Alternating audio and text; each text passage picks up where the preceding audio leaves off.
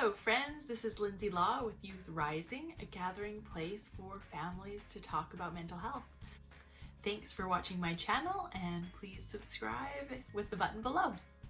Today we are on the 6th guidepost for wholehearted living from Brené Brown's book, The Gifts of Imperfection, cultivating creativity and letting go of comparison.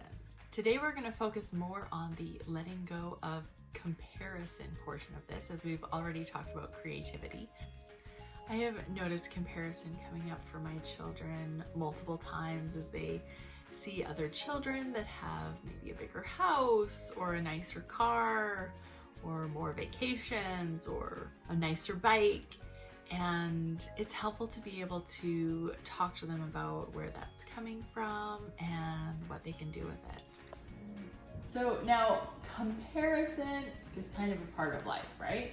So, I mean, you go to the grocery store and you compare 2 jars of spaghetti sauce to decide which one you want to buy, right? Like, which one's cheaper, which one has more in it. Yeah, which one has the texture you like or the flavor you like.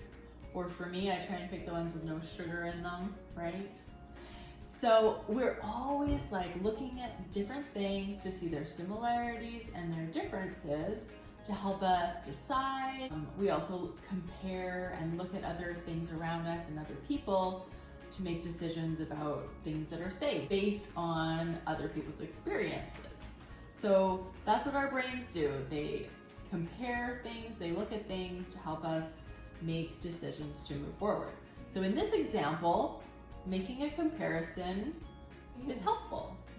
So can you think of a time in your life where comparison is not helpful? How big your ice cream is. So what happens when you compare how much ice cream you have to how much ice cream someone else has? You enjoy it less. That's right. Why do you enjoy it less? Because you just want to have theirs and you're feeling greedy. You feel disappointed that maybe someone else has more ice cream than you. And so even though you're super happy to have your ice cream, the comparison makes you feel like your ice cream is not that good. Yeah, it takes away from that joy of having ice cream, doesn't it? That's a great example. So when we compare ourselves to other people, it's not helpful when we make it mean something about us. For the ice cream example, you make it mean life isn't fair. It's not as nice to have a little bit of ice cream. It would be way better. You'd feel happier if you had more ice cream. So you maybe feel sad when you compare to someone else, right? So comparing is not inherently bad, but it's what we make it mean that can cause negative feelings for us, right? So the good thing to know is that we all do this. Our brains naturally do this comparison like we were talking about.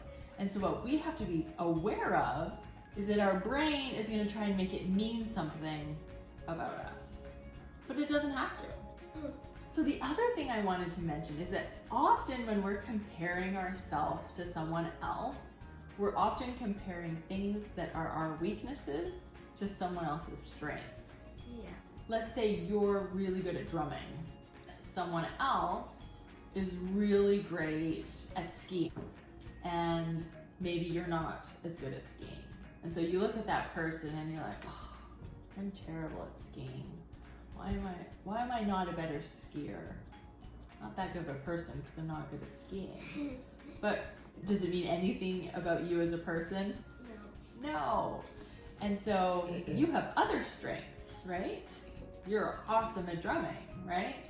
And so when we compare the things that we don't have as much practice in to someone who's been doing that a lot, it's not really a fair comparison, is it? Now that we know this is something our brain does, talking about that this is what our brain does helps us to be aware that this is going to happen.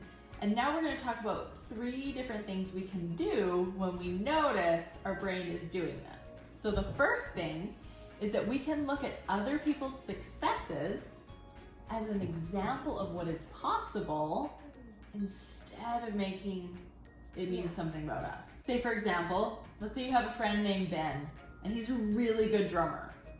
And you watch him drum and you're like, wow, Ben is such a good drummer.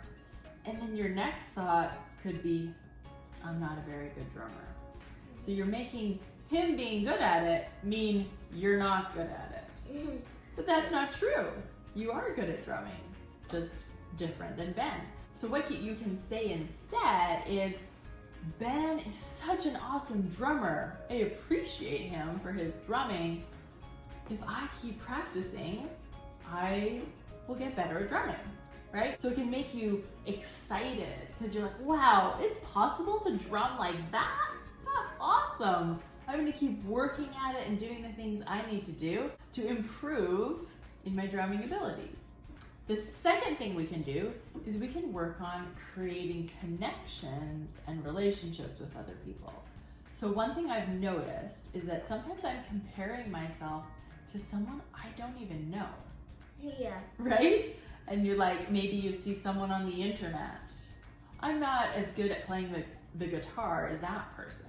Again, we don't know this person at all, right?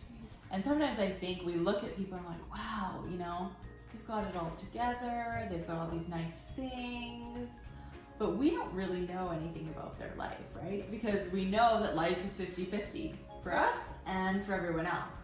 And so when we're only looking at those things, so what I try to do is I try to get to know people and learn about them. And as I learn about them, I am able to look at them as a whole person. And I can see the struggles they have and the successes in their life.